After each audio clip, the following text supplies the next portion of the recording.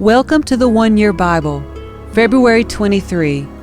The Old Testament reading, Leviticus chapter 14, verses 1 through 57. And the Lord said to Moses, "The following instructions are for those seeking ceremonial purification from a skin disease.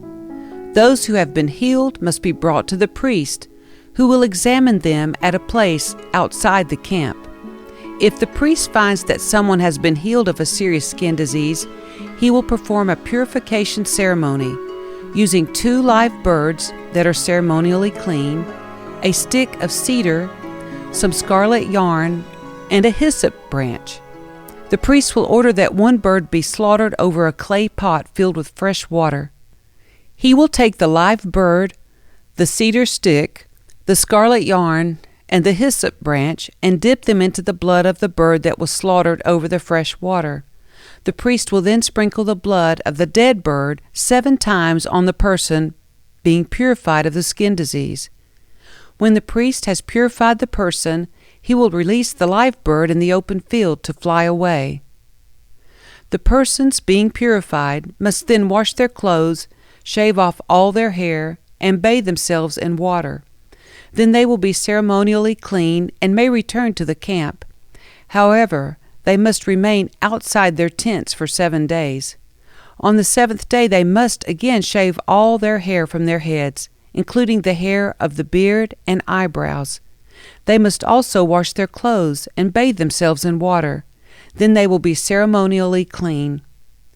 On the 8th day, each person being purified must bring 2 male lambs and a 1-year-old female lamb, all with no defects, along with a grain offering of 6 quarts of choice flour moistened with olive oil, and a cup of olive oil.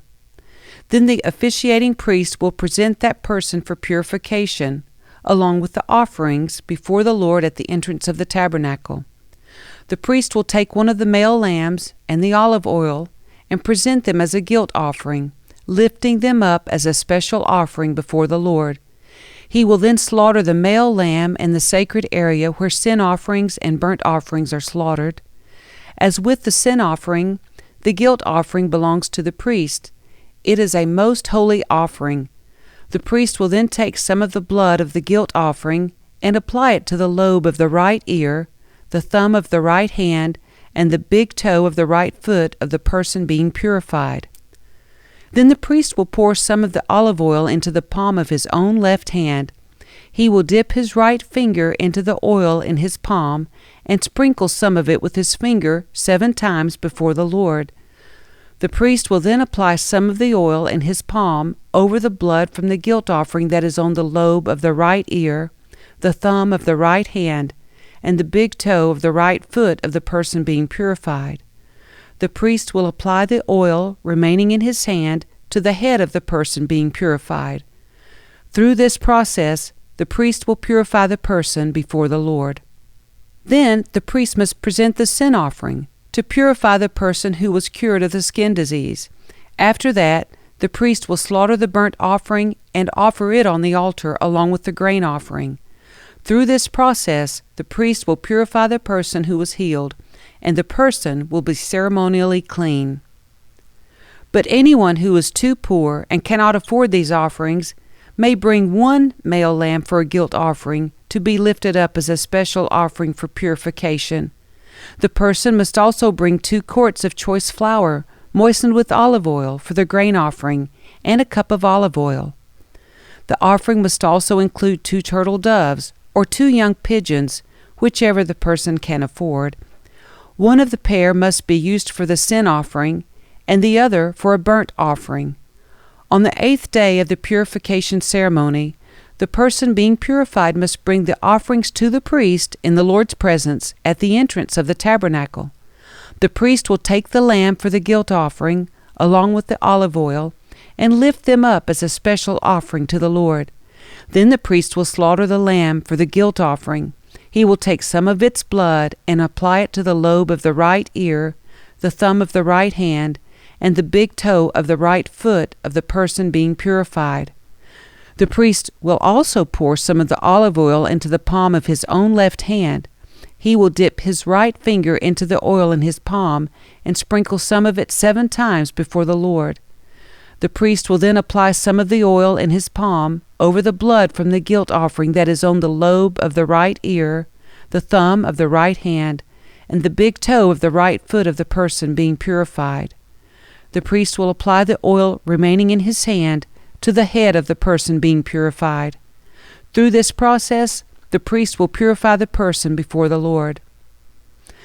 Then the priest will offer the 2 turtle doves or the 2 young pigeons, whichever the person can afford. One of them is for a sin offering, and the other for a burnt offering, to be presented along with the grain offering. Through this process, the priest will purify the person before the Lord. These are the instructions for purification for those who have recovered from a serious skin disease, but who cannot afford to bring the offerings normally required for the ceremony of purification. Then the Lord said to Moses and Aaron, "When you arrive in Canaan, the land I am giving you as your own possession, I may contaminate some of the houses in your land with mildew. The owner of such a house must then go to the priest and say, 'It appears that my house has some kind of mildew.' Before the priest goes in to inspect the house, he must have the house emptied, so nothing inside will be pronounced ceremonially unclean. Then the priest will go in and examine the mildew on the walls. If he finds greenish or reddish streaks, and the contamination appears to go deeper than the wall's surface, the priest will step outside the door and put the house in quarantine for 7 days.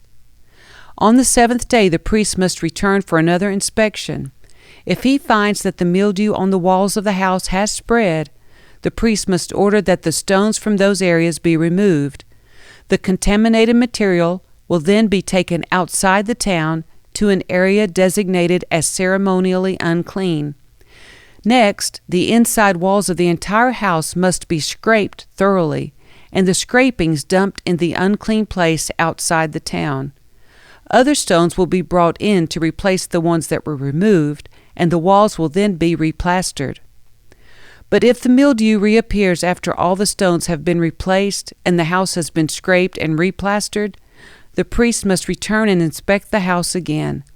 If he finds that the mildew has spread, the walls are clearly contaminated with a serious mildew, and the house is defiled. It must be torn down, and all its stones, timbers, and plaster must be carried out of town to the place designated as ceremonially unclean.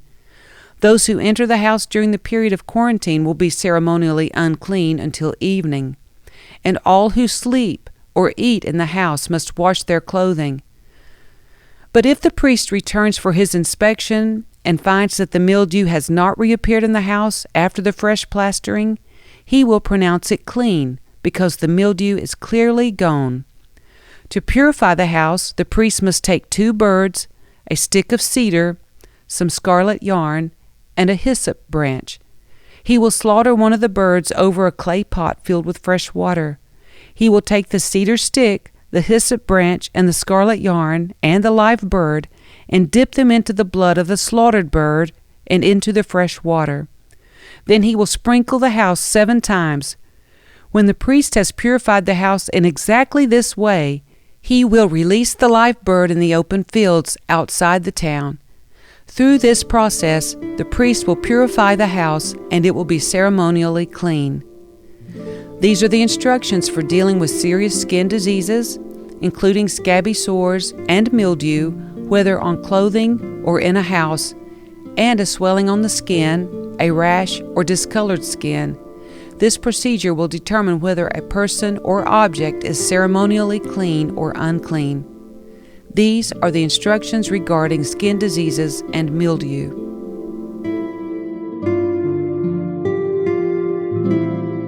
The New Testament reading, Mark chapter 6, verses 30 through 56. The apostles returned to Jesus from their ministry tour and told him all they had done and taught.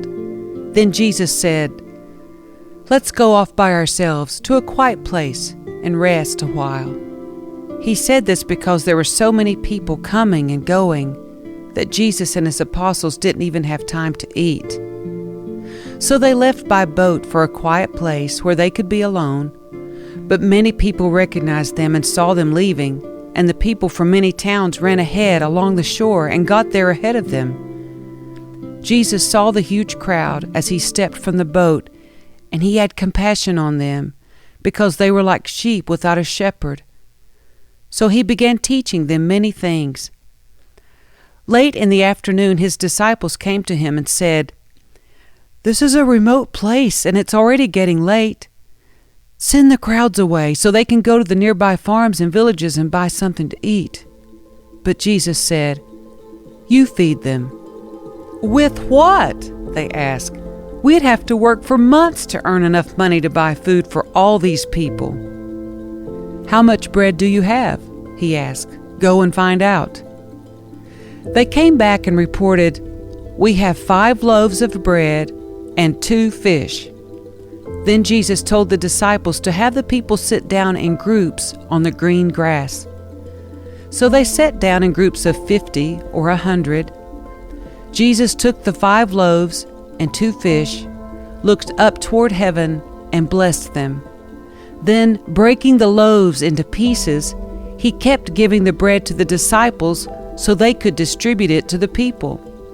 He also divided the fish for everyone to share. They all ate as much as they wanted, and afterwards the disciples picked up 12 baskets of leftover bread and fish. A total of 5,000 men and their families were fed.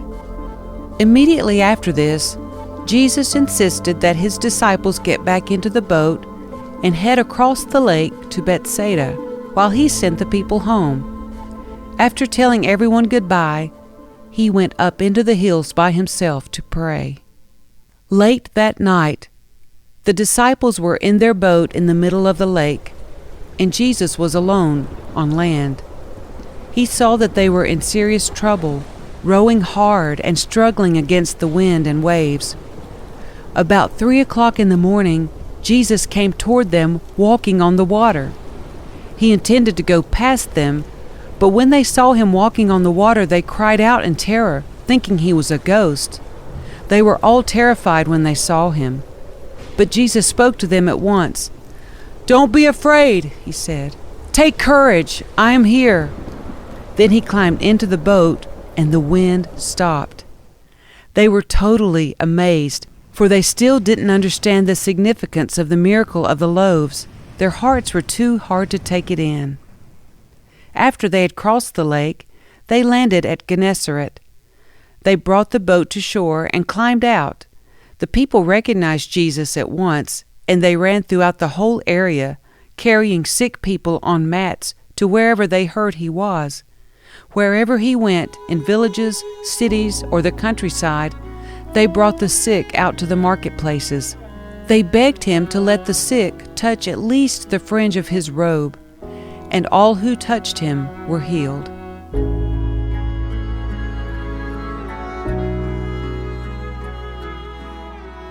Psalm 40, verses 1 through 10. I waited patiently for the Lord to help me, and he turned to me and heard my cry. He lifted me out of the pit of despair, out of the mud and the mire. He set my feet on solid ground and steadied me as I walked along. He has given me a new song to sing, a hymn of praise to our God. Many will see what he has done and be amazed. They will put their trust in the Lord. Oh, the joys of those who trust the Lord, who have no confidence in the proud or in those who worship idols. O Lord my God, you have performed many wonders for us. Your plans for us are too numerous to list. You have no equal. If I tried to recite all your wonderful deeds, I would never come to the end of them. You take no delight in sacrifices or offerings. Now that you've made me listen, I finally understand. You don't require burnt offerings or sin offerings. Then I said, Look, I have come. As is written about me in the Scriptures, I take joy in doing your will, my God, for your instructions are written on my heart. I have told all your people about your justice, I have not been afraid to speak out, as you, O Lord, well know. I have not kept the good news of your justice hidden in my heart. I have talked about your faithfulness and saving power. I have told everyone in the great assembly of your unfailing love and faithfulness. Proverbs 10, verses 11 and 12. The words of the godly are a life-giving fountain. The words of the wicked conceal violent intentions. Hatred stirs up quarrels, but love makes up for all offenses.